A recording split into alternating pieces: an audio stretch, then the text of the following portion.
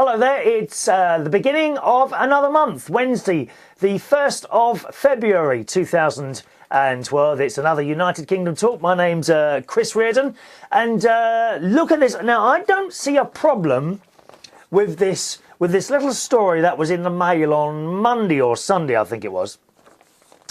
And the story is, and I'm afraid I've only printed the picture off. I'm going to show the picture in black. It's a bit actually difficult to see it in black and white, to be honest. Can you see that? Little picture there. And basically, those of you just listening, it's a picture of some bread with some smarties, like smartie sandwiches. Do you know what smarties are? They're little chocolate beans, and someone's put it in 2 slices of bread, i.e. a smartie sandwich. And in the Mail, the story goes, teachers were appalled when a mother sent her child to school with a sandwich filled just with smarties. The chocolate-filled butty has prompted calls for an overhaul in pupils' diets. Now, I just don't see the problem in this, do you?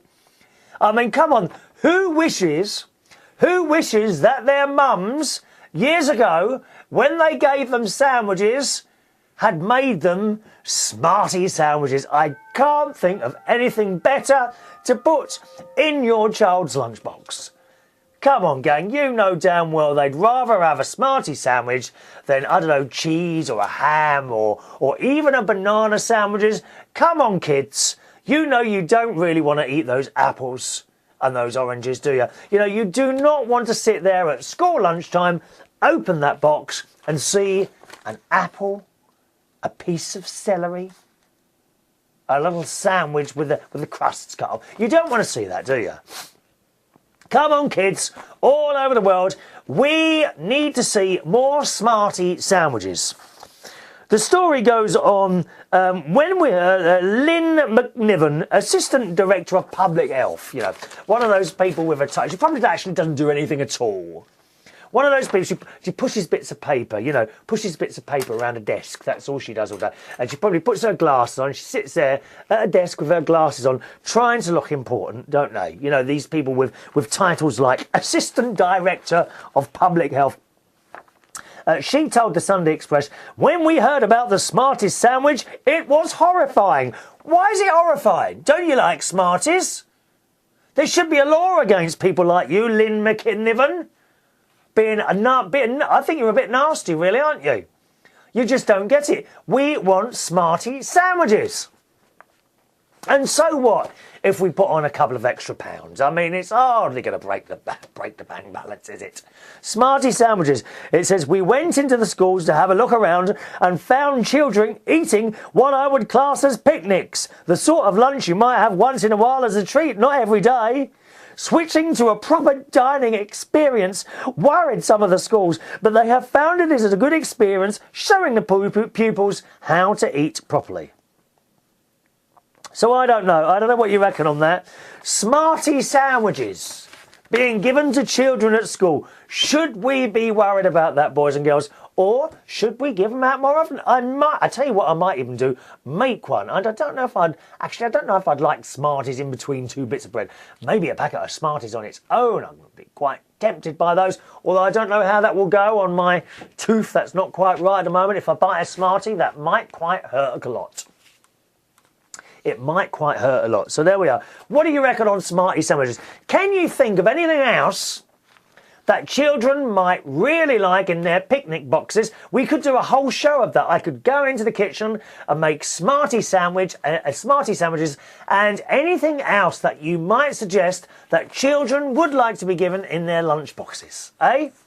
You see, I will be so popular with the children. I absolutely will if I start feeding them this sort of thing. Any suggestions on any other little goodies that we can put in our children's lunch boxes? Do let us know. My email address is chris@unitedkingdomtalk.co.uk. Right? We need to know what else to put in our sandwich boxes for children.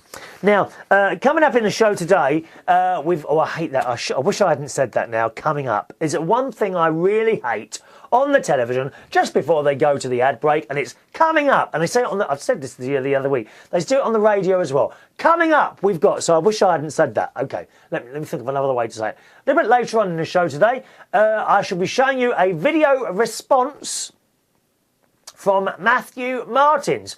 Now, he's the one, do you remember I sent 2 boxes, packages of crisps, Walker's cheese and onion crisps, one to Canada and one to America. Martin has received his crisps and he's done a little video response proving to you that the crisps have arrived, and also his video response to a few of the topics that we've been covering on the show over the last few shows. All right, so that's a little bit later on. Hello to young James, who writes, "Hi Chris, just have another little email. You were going on about animal cruelty. I agree with you. I think animal cruelty and animal testing for things like cosmetics is a terrible thing, and I don't like that kind of thing. Yes, you, me, and many other people, James. But there is another thing that I don't like either. It's these people harming or trying to harm the people behind it, as I think it does. I think what does it achieve by doing this? I.e., he's talking about, I think here, people that attack people who are doing the animal experimentations. He says, I don't like, sorry, I've read that bit, there we are. As I think lobbying government and protesting is a better way. Look at the protests up in London. The government doesn't like it, and I think it will ram home the point more than harming people. As the TV cameras never lie and get a message to the politicians and the mass of people, I hope. Well, there's quite a lot to be said for people power. Actually, James, that's when a lot of people get together and start doing things like people protests. Now, you may remember back, I think it was over November or December last year, I was telling you about the new parking enforcement that Westminster Council were trying to bring in, i.e. charging for nighttime parking and also Sundays, whereas at the moment it's free. Well, I have to tell you, boys and girls, they have now backed down from this at a total outcry from the public over such draconian measures. So it's now not going to happen. So there's a little bit of people power there. And Westminster Council, I have to tell you, if you don't know, are not particularly popular. They do things, you know, without really the support of the people behind them. And the thing is, and you know that from talking to people, and then they come on the television and they lie and they say, well, we've spoken to X thousands of people and they're all for it. You know, they come out with so many lies, Westminster Council, they really do. Over the years from various different things. There was this whole thing years ago with how houses for votes or something like, I can't remember what it was now, but I think they sold off some, don't quote me on this, I think they sold off some council places to people to gain votes to keep the particular council in at the time, which I think was a Conservative council. I can't remember now. Let's see. What I've learned about the media, James says, is it's very powerful and can get positive messages across. Will the government crack down on this? I don't know. I'm not even sure about David Cameron. I get the impression that he is no better than Tony Blair, which makes me sad.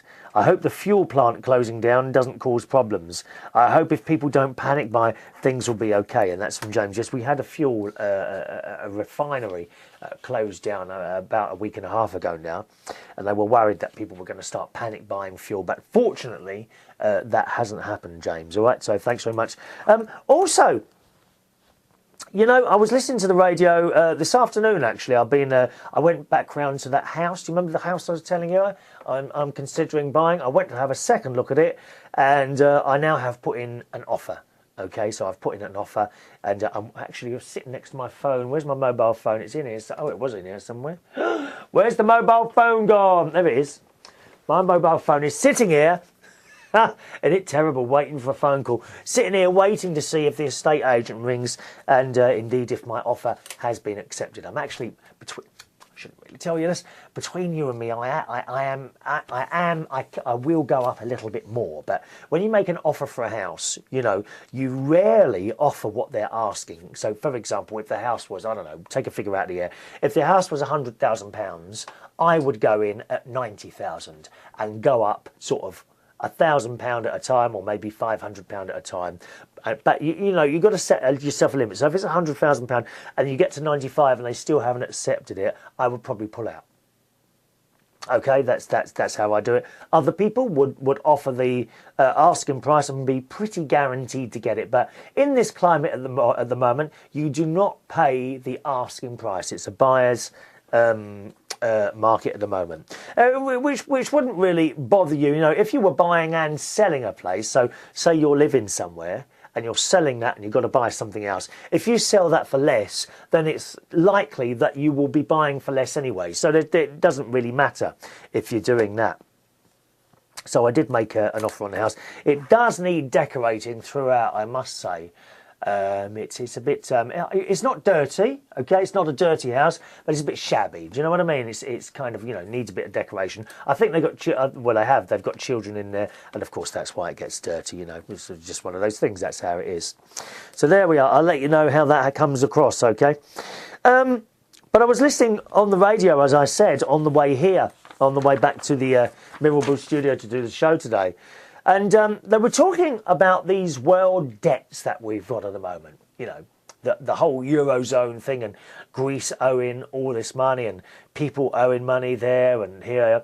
And one of the things that someone rang up and said, and I don't know actually how this would work, what if the powers that be decided to clear all this problem up, write off all debts and start again? How would that work? Is it actually possible to do that?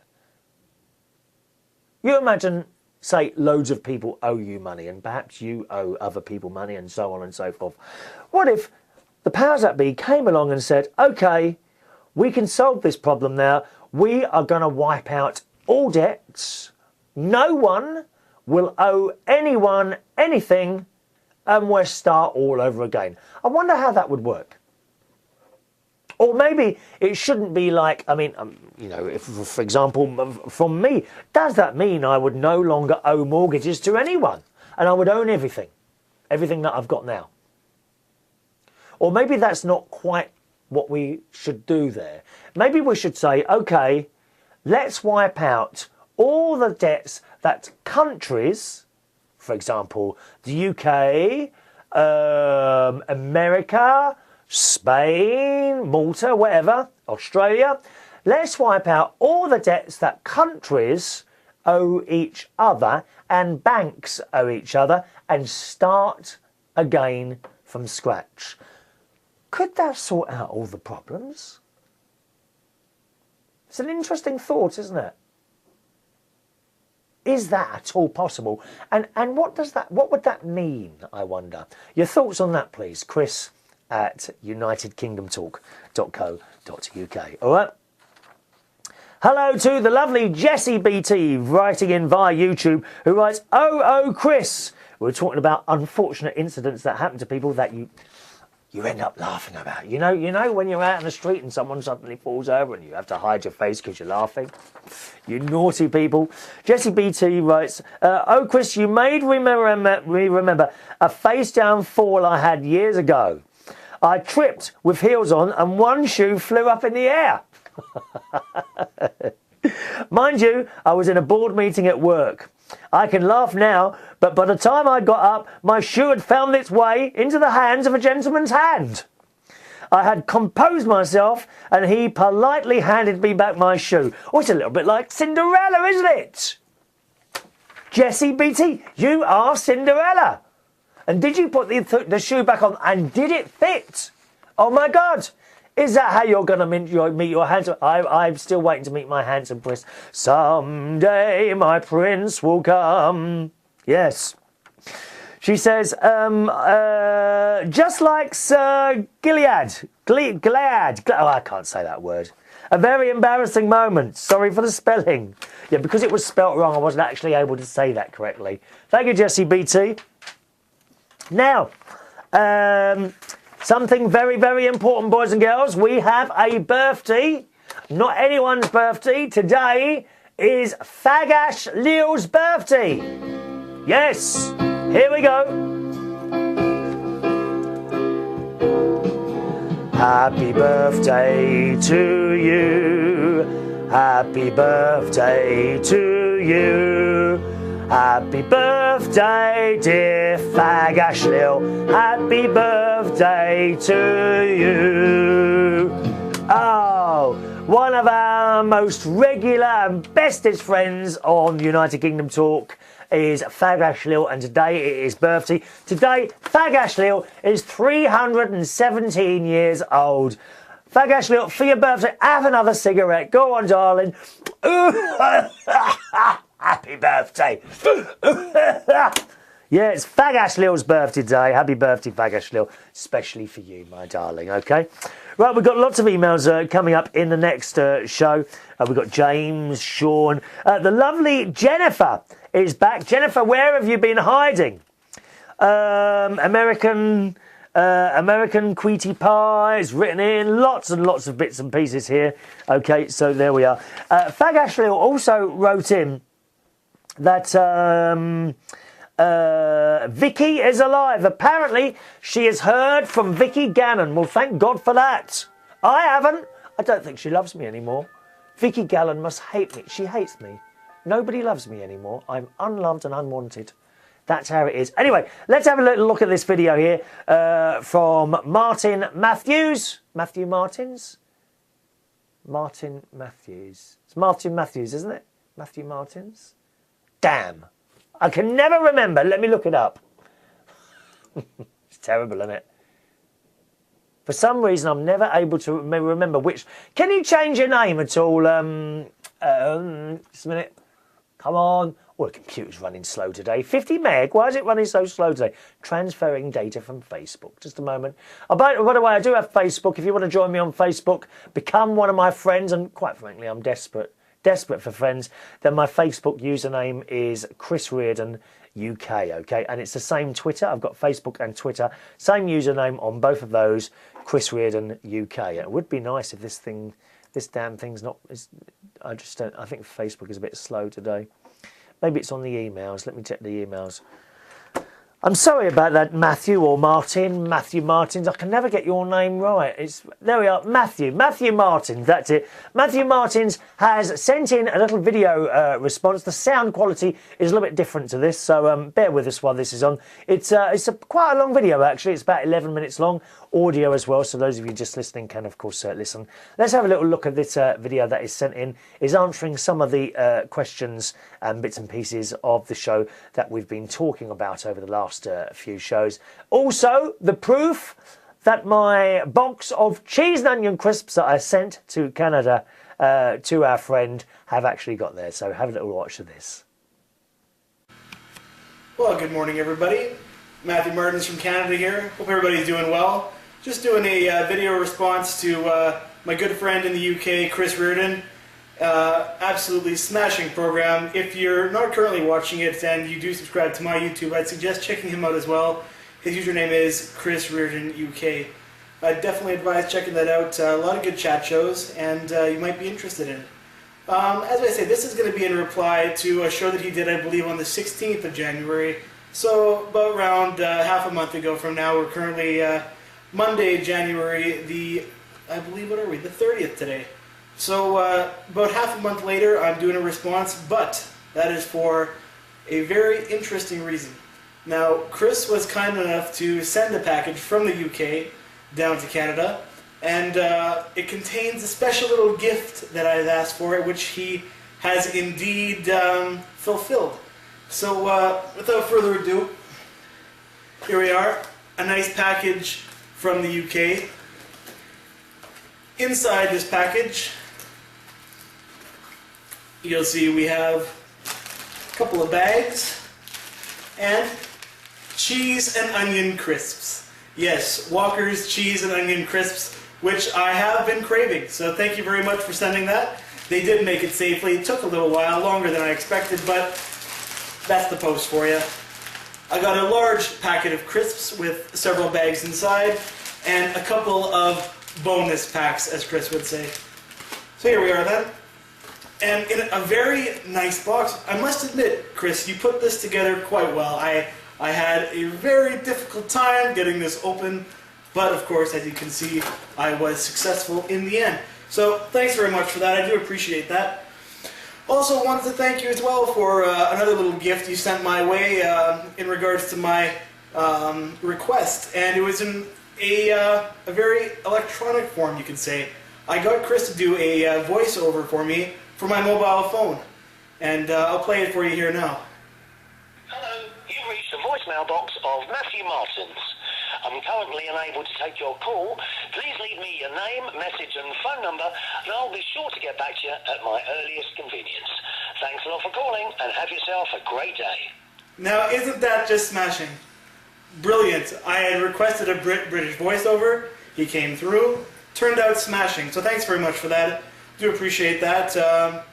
Unfortunately, I don't have the setup you do with the computers behind the scenes at the moment, so I'll have to use the laptop for my notes. But I just wanted to touch on a couple other things you brought up since that show the last half month here. You've touched on some very excellent stuff. First of all, I just wanted to talk to you about the intros and the outros. Excellent, I must admit. They're very, how would you say, very modern and very positive. You got the explosions, it makes them very vibrant. So I must say, I am a fan, and the more the merrier as far as that goes. I think if you keep getting more in, it's definitely worth it. It does enhance the show.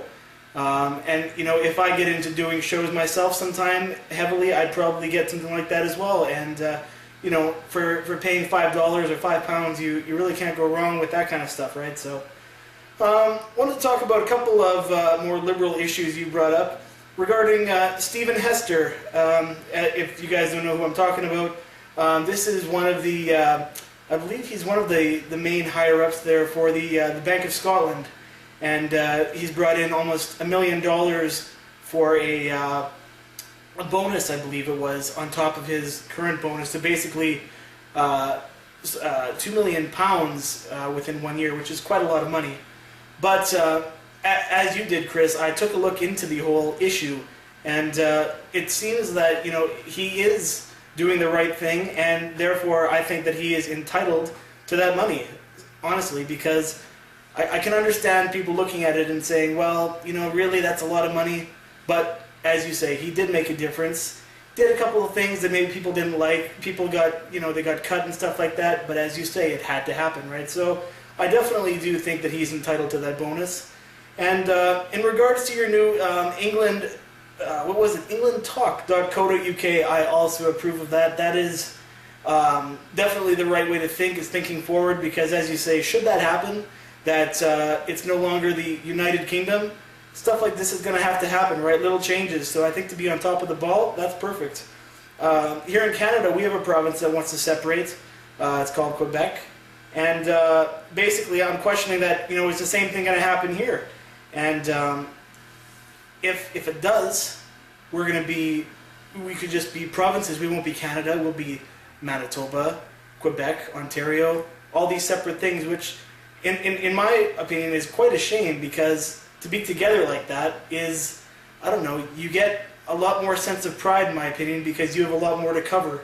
You know, in Canada, we can be proud of our maritime provinces, and here of our prairie provinces and stuff, and it kind of, if it's all separate like that, I think that there's going to be a lot of loss in pride as far as that goes. Also wanted to touch in regards to the flat that you looked into. Remember that one you looked into where there was all those crazy regulations? I think that for a company to tell you such things, as far as, you know, what types of tenants can live in your flats, who can be there, who can't be there, I think that that's overstepping their boundaries, to be quite honest with you. And hopefully this place that you were talking about on the Today's show, on the Monday show, January the 30th, the two-bedroom house that you're looking at, hopefully that will go through. I mean, hopefully the guy will be reasonable enough when you go back for your second visit, and you'll indeed get the place. And as you say, once you got it fixed up, might not be a bad little place. You'll definitely have to keep us filled in on that. Also in regards to CB radios, that's been a little talk lately here, and wanted to say back in the past, as I've been growing up, CB radios were always a a bigger thing. I was here from a small town, but me and a bunch of friends, when I first got my driver's license, we'd have CB radios in our cars, for example. It was a handy little thing, and I must admit, I really did enjoy it, right? And sometimes, like you say, you don't always know who you're going to talk to, and that's kind of the fun part of it, and it's like a mystery, right?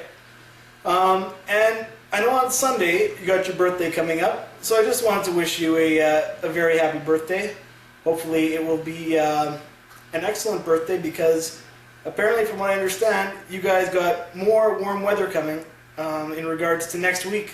And out here in Canada, I must say, at the moment, we're kind of fortunate. It's only about -8, -10 right now. But would you believe, the last couple of weeks, it's gone down to as low as -40 degrees Celsius with the wind chill factors. So you guys are doing a lot better than we are at the moment, I must admit. But that's the way it is. You're in the UK, I'm in Canada. So as I say, should you ever schedule a trip here, be sure to come in the summertime, because the winter would not be so fun. You were asking as well about who makes the money as far as the sales of petrol and diesel go.